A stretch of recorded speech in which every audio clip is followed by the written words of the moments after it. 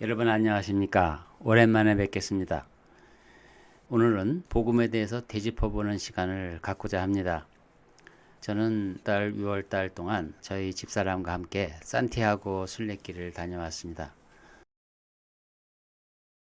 40일 동안 대자연 속에서 주님과 동행하면서 복음에 대해서 많은 생각을 했었습니다. 하나님이 지으신 아름다운 자연 속에 파묻혀 걸으면서 하나님께서 저에게 해주신 은혜가 무엇인지, 십자가의 의미가 무엇인지를 긴 시간 동안 생각해 봤습니다. 마을마다 성당들이 있었고 안에 들어가 보면 아주 정교한 조각들이 많습니다. 물론 예수님의 십자가의 모습도 조각으로 표현이 했고, 또 성인들의 모습, 또 그 중에 두드러진 것은 마리아가 아기 예수를 안고 있는 모습입니다. 어찌 보면 예수님보다 더 강조하는 것 같습니다. 촛불들도 있었고 여러 의식적인 분위기, 이런 것들이 신비적인 종교의 냄새를 물씬 풍겨나는 그런 인상이었습니다. 아무튼 여러 환경 속에서, 자연 속에서, 그리고 의리의리한 성당 보면서 십자가의 의미를 많이 생각해 봤는데, 사람들은 도처에 예수의 십자가상을 세워놓고 저마다의 의미를 부여하는 것 같습니다. 그만큼 십자가는 인류에게 있어서 아주 중요한 것을 의미하겠죠. 그러나 아직도 십자가의 의미는 명확하지 않는 것 같습니다. 그 중요성에 비해서 사람들은 통일된 어떤 진리를 얻지 못하고 있는 것입니다. 그것이 중요하면 통일된 진리를 갖지 못하고 사람마다 그 생각들이 다를까, 이런 생각을 해봤습니다. 네, 결론은 못 내렸고요. 아마도 그것은 하나님께서 의도하신 바가 아닐까, 이런 생각이 들었습니다. 하나님의 십자가의 진리가 우주적인 진리라고 한다면 그 의미를 다 담을 수는 없겠죠. 평생을 묵상을 해도 알 수 없는 게 십자가의 의미입니다. 하나님께서 죄인들을 용서하시고 당신의 자녀로 삼으신 이상, 인간들과 가족관계를 맺으신 이상, 인류는 하나님 은혜 안에서 넣어진 것이 분명합니다. 그래서 십자가는 논리적으로 설명할 수 없는 것입니다. 오히려 이것은 은유로서 부모 자식의 관계처럼 이해가 되어져야 합니다. 부모는 어느 날 자녀를 낳게 됩니다. 낳는 것으로 끝나는 것이 아니고 평생을 자녀를 위해서 헌신하며 양육하고 자녀가 자라는 모습을 바라봅니다. 이처럼 하나님께서도 말씀으로 우리를 낳으셨습니다. 말씀으로 낳으신 것으로 끝나는 것이 아니고 그분 안에서 우리가 그리스도의 장성한 분량까지 자라는 것을 지켜보고 또 보살필 것입니다. 태어나는 것이 구원이라 하면 자라나는 것 또한 구원이 아니고 무엇이겠습니까? 구원은 어떤 논리 정연한 논리로서 다 설명할 수 없는 것입니다. 유진 피터슨의 부활을 살라는 책에 멋있는 글이 있어서 제가 인용해 보겠습니다. 예수님은 어느 날 밤 니고데모와 나눈 대화에서 출생의 의미를 제시하셨다. 이로부터 태어나야 한다. 요한복음 3장 7절. 종교적 문자주의자들은 은유를 잘 이해하지 못한다. 먼저 태어나고 그 다음에 자란다. 두 은유는 분리될 수가 없다. 출생은 성장을 전제하고 성장은 출생에서 비롯된다. 미국 교회가 성장보다 출생에 훨씬 더 많은 주의를 기울여왔다. 그래서 은유는 심각하게 왜곡되었고 하나님 나라에서 사는 것이 무엇을 의미하는지를 이해하는 기독교적 사고도 심각하게 왜곡되었다. 그의 저서 부활을 살라라는 본문 중에서 제가 인용을 해봤습니다. 상업주의에 물든 미국 교회가 복음 전 세계에 전파를 했는데 온전한 복음이 전파된 것이 아니고 그 중에 일부, 하나님 자녀가 된 출생에 대해서 치우쳐져 있다. 그래서 그리스도 안에서 잘하는 것에 대해서는 매우 빈약하다, 이런 말을 하는 것 같습니다. 기쁜 소식이란 무엇일까? 다시 한번 기쁜 소식이 무엇인지를 곰곰이 생각해 보았습니다. 사도들이 처음 메시지를 전할 때 분명히 기쁜 소식이라고 말했습니다. 그러나 사람들의 반응은 세 가지였습니다. 어떤 이는 바보 같은 소리라고 말했습니다. 또 어떤 이는 불쾌한 말이라 해서 심지어는 사도들을 핍박을 했습니다. 그리고 어떤 사람은 그 소식을 듣고 받아서 제자들을 따랐습니다. 제가 처음 복음을 들었을 때 과연 그 복음을 기쁘게 받아들였던가 곰곰이 생각해 보았습니다. 솔직히 말씀드리면 그렇지 않은 것 같습니다.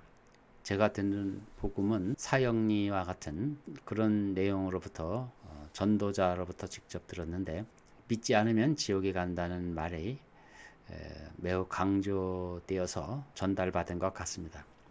그래서 그런지 기쁜 소식이라보다는 겁이 났었습니다. 지옥에 간다는 말에 신경이 많이 쓰였고, 하나님이 사랑이시라면 어떻게 지옥을 보낼 수 있겠는가, 이런 의심이 끊임없이 내리에서 떠나지를 않았습니다. 시작이 어떻든지 간에 저는 성경을 읽으면서 감사하게도 그 말씀의 권위에 서서히 굴복되어졌고 하나님의 사랑을 알게 되었습니다. 하나님과 인격적 관계를 맺은 것은 기도의 삶 속에서 시작되었던 것 같습니다. 우리의 일상에 아주 작은 것조차도 하나님께서 응답해 주시고 저를 바로 세워주셨던 많은 간증들이 저희 삶 속에 있었습니다. 그렇지만 구원이라는 이 교리에 대해서 저는 논리적으로 뭔가 명확하게 이해되어지기를 바랬습니다. 그래서 많은 책도 읽고 여러 교파들을 넘나들면서 방황도 했습니다. 그로 인해서 결코 복음이 복음으로 받아들이지 못했던 것 같습니다. 복음이란 내 삶에 참된 의미를 던져주는 기쁜 소식이라야 한다고 생각합니다. 내 삶 속에 참된 의미를 과연 던져주는 것인가? 뭔가 모르게 찜찜했던 내 인생에 한 줄기 빛이 들어와서 더 이상 찜찜한 것이 없이 참된 자유 가운데서 하나님 은혜 안에서 마음껏 나의 삶을 힘차게 헤쳐나가야 하는 것이 복음의 능력이 아니겠습니까?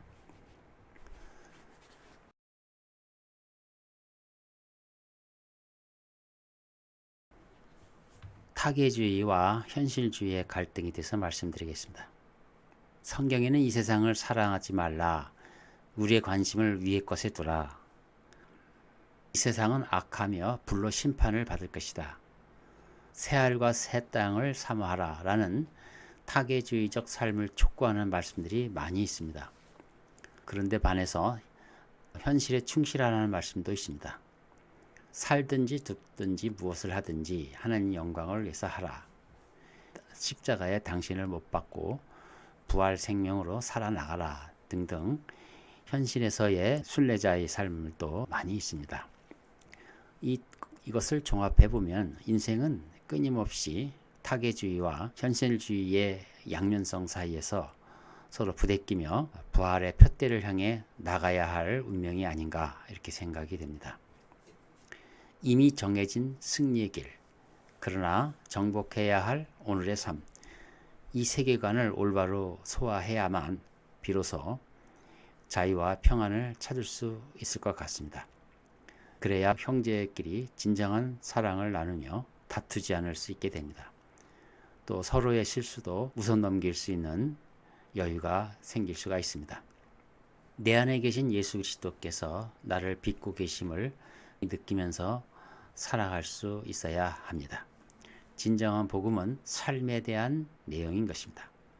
사후에 우리의 운명이 어떻게 되는지에 몰두하게 된다면 복음을 도리어 훼손시키는 것이며, 유진 피터슨이 이야기한 것처럼 은유로 말씀하신 거듭남을 왜곡되게 이해하는 것과 같습니다. 결국 십자가의 의미를 크게 훼손되는 결과를 초래하게 되는 것입니다. 톰 라이트는 복음이란 인간에게 새 출발하도록 기회를 주신 것이라고 주장하고 있습니다. 복음을 다 대변하는 것은 아니지만 복음의 중요한 내용이면 틀림이 없습니다. 우리는 너무 이 부분을 놓친 것 같습니다. 그래서 새로운 출발을 해야만 되겠습니다. 어떻게 하는 것이 새 출발하는 것일까? 있는 자리에서 새로운 방식으로 사는 것입니다. 프로메데우스 방식이 아닌 예수 그리스도의 방식으로 말입니다. 여기서 예수 그리스도의 방식의 문제가 발생하게 됩니다. 왜냐하면 예수 그리스도의 방식은 세상적인 방식이 아니고 놀라운 새로운 방식이기 때문에 그렇습니다. 우리에게 너무나 익숙하지 않은 방식이기에 따르기가 쉽지 않은 것입니다. 그래서 성령의 권능이 필요하다고 말씀하십니다. 날마다 예수 그리스도께서 내 안에 살아 계셔야 할 것입니다. 예수의 방식에는 골고다 십자가의 고통이 따른다고 말씀하십니다. 고행주의라는 곁길로 빠지지만 않는다면 이 자유의 복음 안에서 기꺼이 우리는 자기 십자가를 져야 할 것입니다. 제가 읽은 책 중에서 자크 엘룰이 이 부분에서 가장 고민을 많이 한 분과 같습니다. 그분의 책들은 어렵긴 하지만 진정성 있는 내용들이 많이 있습니다. 기회가 된다면 서적을 소개하려고 합니다. 창세기 1장 26절의 문화명령은 복음의 중심 내용이라고 톰 라이트는 말하고 있습니다. 그렇다면 한 가지 질문이 생깁니다. 그렇지 않아도 많은 사람들이 열심히 문화명령을 따라 살지 않았는가? 그들의 삶의 방식에서 무엇이 문제였던가? 하나님의 아들이 오시지 않으면 안 되는 이유가 있는 것인가? 세상적 삶과 신앙적 삶 사이의 결정적 차이가 무엇인지 그것을 분명히 하지 않으면 교회와 세상, 경계가 모호해지기 때문입니다. 성경은 분명히 교회와 세상을 구분을 했었습니다. 어떤 비기독교인 중에는 사람들에게 귀감이 될 만한 아름다운 삶을 살기도 합니다. 문화 명령에 딱 들어맞는 삶을 사는 이들이 많죠. 사람들에게 빛을 던져주는 삶을 말입니다. 그런 자들은 어떻게 평가해야 하는가? 당신은 하나님을 믿고 있는가라는 기자의 질문에 조던 피터슨 교수는 이렇게 말했다고 합니다. 나는 하나님이 계신 것처럼 살고 있습니다. 이 말 속에 담긴 의미를 생각해 보십시오. 굳이 교리적 선언을 하지 않더라도 그분의 가르침이 최선의 삶인 줄 알고 그 길을 간다고 하는 고백인 것입니다. 인간은 하나님 자리에서 이웃을 심판하고자 하는 유혹을 많이 받습니다. 그래서 조금 안다 하면 겸손하지 않고 오히려 형제들을 판단하고 심판하려고 합니다. 그러나 인간은 애초부터 심판할 자격이 없고 또 그럴 능력도 없습니다. 자신의 심판을 정당화하기 위해서 사람들은 심판의 기준을 단순화시킵니다. 유진 피터슨 같은 기독교 신학자는 문자주의의 폐단을 경계하면서 구원을 태어남과 자라남과 같은 유기체적인 삶으로 정의하고 있습니다. 구원 교리에 대하여 상업주의화된 미국 교회는 탕상에 관한 것에 치우쳐 있다고 지적하고 있습니다. 우리는 분명 크게 잘못된 방향으로 흘러가고 있습니다. 죄의 정의가 빗나간 화살이라고 정의했듯이 21세기 기독교는 구원 교리부터 영적 수정을 해야만 할 때인 것입니다. 하나님 나라는 기존 세상을 갈아엎는 것이 아닙니다. 무력으로 이루어지는 혁명이 더더군다나 아닙니다. 만약 그렇다면 세상 왕국과 다를 것이 없습니다. 하나님 나라는 세상 나라에 들어와 하늘의 미랄이 되어 썩는 것입니다. 그리고 다시 태어나는 것입니다. 이러한 복음적 삶을 위해 그리스도인들은 매일매일 십자가를 져야 합니다. 예수님이 로마 제국을 무력으로 뒤엎지 않으셨습니다. 그 안에 들어와 죽으시고 다시 살아나셔서 자신의 나라의 권세를 드러내셨습니다. 그동안 순례길을 가면서 복음에 대해서 많은 생각을 해봤는데 구원은 위대한 것이며 하나님께서 우리를 자녀로 부르신 것은 단지 우리가 천국에 가는 티켓을 얻는 것 이상으로 너무나 많은 진리를 담고 있다는 것을 깊이 깨달았습니다. 그리고 베드로 후서 1장을 읽어보니까 거기에 확연하게 그 내용을 기록되어 있는 것을 알 수가 있었습니다. 예수 그리스도의 종이요 사도인 시몬 베드로는 하나님 곧 우리 구주 예수 그리스도의 의로 말미암아 우리와 함께 동일하게 보배로운 믿음을 받은 자들에게 편지하노라. 보배로운 믿음을 받은 자들이란 복음을 듣고 십자가의 의미를 깨달은 자를 말합니다. 하나님과 예수 우리 주를 아는 지식, 우리 주를 아는 지식은 십자가의 의미를 잘 이해하는 것을 뜻합니다. 그 지식을 통해서 너희에게 은혜와 평강이 더욱 많아지기를 바라노라. 즉 그의 신성의 능력이 생명과 건강에 속한 모든 것을 우리에게 주심에 따라 우리를 영광과 덕에 이르도록 부르셨다. 십자가의 복음은 우리를 영광과 덕에 이르도록 부르시는 것입니다. 이게 복음의 핵심입니다. 이로써 우리에게 지극히 크고 귀한 약속들을 주시면 십자가의 의미 안에 있는 지극히 크고 귀한 약속들입니다. 너희로 하여금 이 약속들을 통해서 정욕으로 인해 세상에 있게 된 타락을 피하여 하나님의 본성에 동참하는 자가 되게 하려 하심이라. 바로 하나님의 본성에 동참하는 자가 되도록 부르심을 받았다는 사실입니다. 이뿐만 아니라 너희가 더욱 점진전력하여 너희 믿음의 덕을, 덕의 지식을, 지식의 절제를, 절제의 인내를, 인내의 경건을, 경건의 형제우애를, 형제우애의 사랑을 더하라. 점진적으로 성화되어가는 과정을 말하죠. 이런 것들이 너희 안에 있어 풍성해지면 복음적 삶이죠. 이것들이 너희로 우리 주 예수 그리스도에 대한 지식에 관한 한 게으르거나 열매 없는 자가 되지 않게 할 것이라.